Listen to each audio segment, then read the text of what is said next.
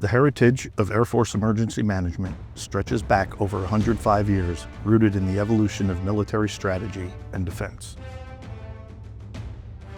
The use of chlorine gas by Germany at the Second Battle of Ypres in 1915 marked the dawn of chemical warfare, reshaping military capabilities and driving the need for protective measures. This event laid the foundation for a legacy of adaptation and preparedness that continues to define the emergency management career field. The Chemical Warfare Service became a permanent branch of the Army in 1920, consolidating chemical warfare capabilities previously spread across multiple agencies. During World War II, the Air Force emerged as an independent service and incorporated chemical, biological, and radiological units into its structure, reflecting the evolving nature of military strategy. Post-war, Cold War tensions led to the atomic, biological, and chemical warfare program, training airmen to maintain readiness against emerging ABC threats. In 1951, Air Force Regulation 355-3 introduced passive defense strategies to minimize the impact of enemy attacks without direct engagement. 2 years later, the ABC CBR evolved into the Nuclear, Biological, and Chemical Defense Program, also referred to as NBC, expanding to include civil defense responsibilities like radiological monitoring. In the 1960s, multiple nuclear accidents and disasters shifted the focus from passive defense to disaster control. This led to the creation of Disaster Control NCO role for dedicated NBC program management. By 1966, the program became the Disaster Preparedness Program, with disaster control officers and NCOs assigned to every installation. The evolution continued in 1979 with the activation of the Air Force Disaster Preparedness Resource Center at Lowry Air Force Base, Colorado, developing emergency plans and assembling critical supplies.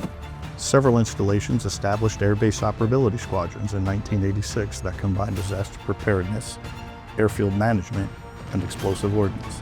These responsibilities shifted to civil engineer squadrons under the direction of General McPeak, marking a new chapter in 1991.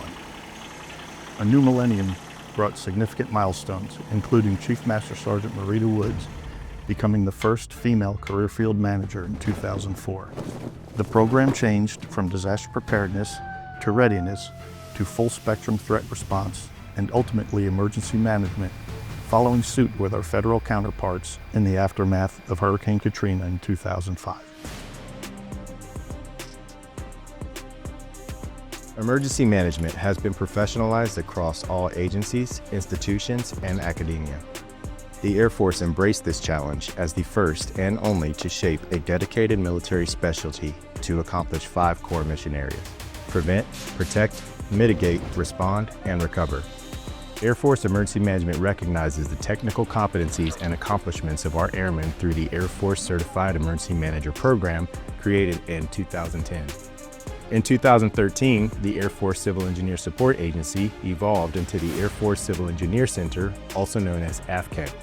AFCEC manages and oversees the execution of the Emergency Management Program. The Emergency Management Division develops products, plans, publications, training, operational guidance, and reachback support. AFCEC certifies that all equipment and sustainment activities are safe for airmen to operate in an all-hazards environment. 2020 was embattled with the COVID-19 pandemic. Threatening global stability, and Air Force Emergency Management was on the front lines of activating emergency operations centers to fortify disease containment and fight COVID-19. Despite unprecedented conditions, the mission continued, and Air Force Emergency Management accepted the challenge.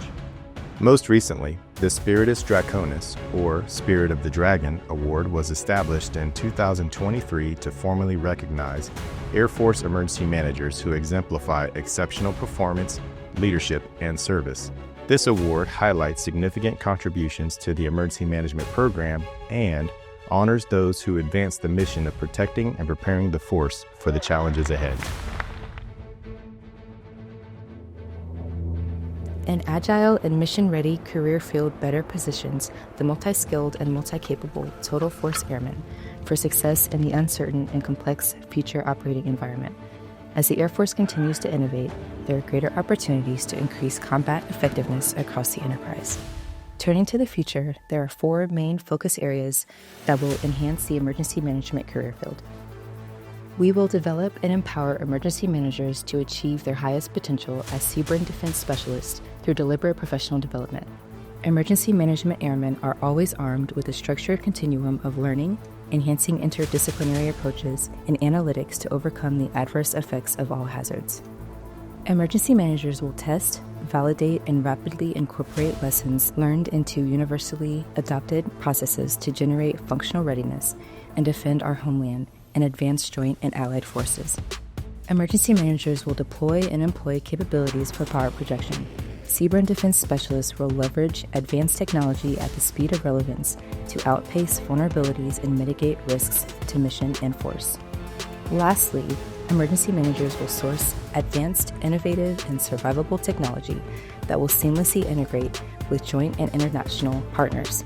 The career field requires non-material capabilities to ensure uninterrupted mission execution in both permissive and non-permissive environments.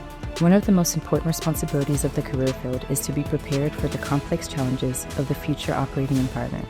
This requires emergency management airmen to conceptualize the unknown and adapt to meet the demands of the nation.